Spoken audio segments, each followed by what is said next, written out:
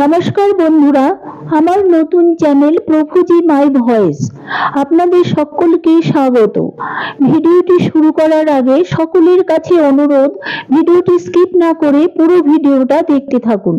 ভালো লাগলে like, comment, share করুন আর চ্যানেলটি সাবস্ক্রাইব করে পাশের বেল আইকনটি প্রেস করে দিন, যাতে নতুন ভিডিও আপলোড করলে খুব তাড়াতাড়ি আপনাদের কাছে পৌঁছে যায়। আমি কাজী নজরুল ইসলাম সম্বন্ধে দু চারটি কথা বলবো। 1899 খ্রিস্টাব্দে 24শে মে ভারতের পশ্চিমবঙ্গে বর্ধমান জেলার আসানসোল মহকুমা চুরুলিয়া গ্রামে এক বাঙালি মুসলিম পরিবারে জন্মগ্রহণ করেন কাজী নজরুল ইসলাম। পিতামহ কাজী আমিন উল্লাহর পুত্র কাজী ফকির আহমেদ, দ্বিতীয় স্ত্রী জাহেদা খাতুনের ষষ্ঠ সন্তান তিনি।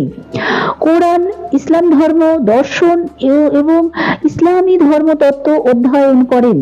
বাল্য বয়সে লোকশিল্পের ওপর আকৃষ্ট হয়ে একটি লেটো দলে যোগদান করেন।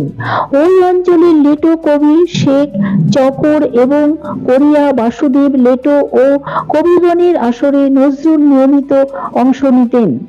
তিনি নাটকের জন্য গান, কবিতা লিখতেন। নজরুল কালী দেবীকে নিয়ে অনেক শ্যামাসঙ্গীত রচনা করেন। নজরুল তার শেষ ভাষণে উল্লেখ করেন, কেউ বলেন আমার বাণী যবন, কেউ বলেন কাফের।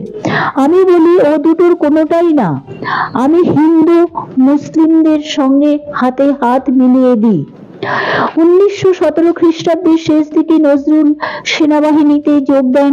প্রথমে কলকাতার ফোর্ট উইলিয়ামে, পরবর্তীতে প্রশিক্ষণের জন্য সীমান্ত প্রদেশের নওশেয়ারে যান। প্রশিক্ষণ শেষে করাচি সেনাবাহিনীতে সৈনিক জীবন কাটাতে শুরু করেন। তিনি সেনাবাহিনীতে ছিলেন 1917 খ্রিস্টাব্দের শেষ ভাগ থেকে 1920 খ্রিস্টাব্দের মার্চ এপ্রিল পর্যন্ত। এই সময়ের মধ্যে তিনি 49 বেঙ্গল রেজিমেন্টার সাধারণ সৈনিক কর্পোরাল থেকে কোয়ার্টার মাস্টার হাবিলদার হয়েছিল।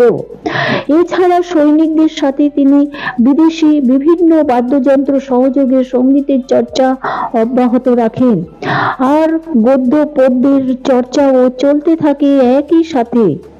তখন দেশ জুড়ে অসহযোগ আন্দোলন বিপুল উদ্দীপনার সৃষ্টি করে। 1921 খ্রিস্টাব্দে নভেম্বর মাসে আবার কুমিল্লায় ফিরে যান। 21শে নভেম্বর ছিল সমগ্র ভারতব্যাপী হরতাল। ওই উপলক্ষে নজরুল আবার পথে নেমে আসে।